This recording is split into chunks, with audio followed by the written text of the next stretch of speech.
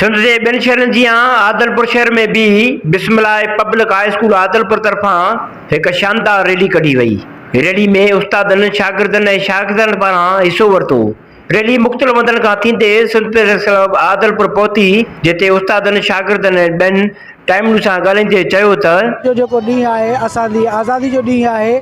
हीअ जेका रैली कढी आहे मार्का हक़ जे हिसाब सां field marshal general Asim Munir जेका जंग खटी इंडिया खे असां ॿुधाइणु चाहियूं था त हीअ जेके मासूम आहिनि इहे सभु असां पाकिस्तानी आज़ादी जी ख़ुशी मल्हाइनि था पिया ऐं इंडिया खे ॿुधाइणु चाहिनि था त असांजो जेको बचो आहे उहो पंहिंजे मुल्क पाकिस्तान जे लाइ क़ुर्बान आहे ऐं उहे रतु ॾियण जे लाइ बि तयारु आहिनि। इंडिया खे असां ॿुधाइणु चाहियूं था त जेको उन पाणी बंदि कयो आहे या जेके दरियाहनि ते कब्ज़ो कयो आहे, इंशाअल्लाह ताला जनरल आसिम मुनीर असांखे जंहिं वक़्तु बि हुकुम कयो त हीअ सभु ॿार बच्चा था वठी करे उते वेंदासीं ऐं इंडिया खां इहे 6 ई दरिया इंशाअल्लाह ताला वापसि खसींदासीं, वठंदासीं। स्कूल बिस्मिल्लाह पब्लिक स्कूल आदलपुर जी इंतज़ामिया, उस्ताद साहिबान ऐं शागिर्द सिंध प्रेस क्लब आदलपुर ताईं पहुची हिकु भरपूर रैली कढी पहुता आहियूं।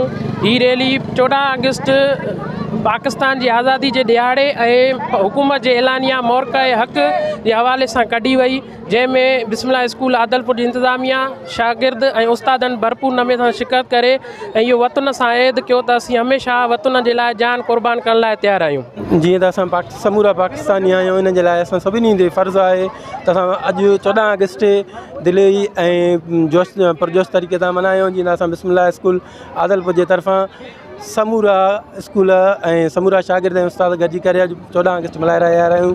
पाक फ़ौज जिंदाबाद, पाकिस्तान जिंदाबाद।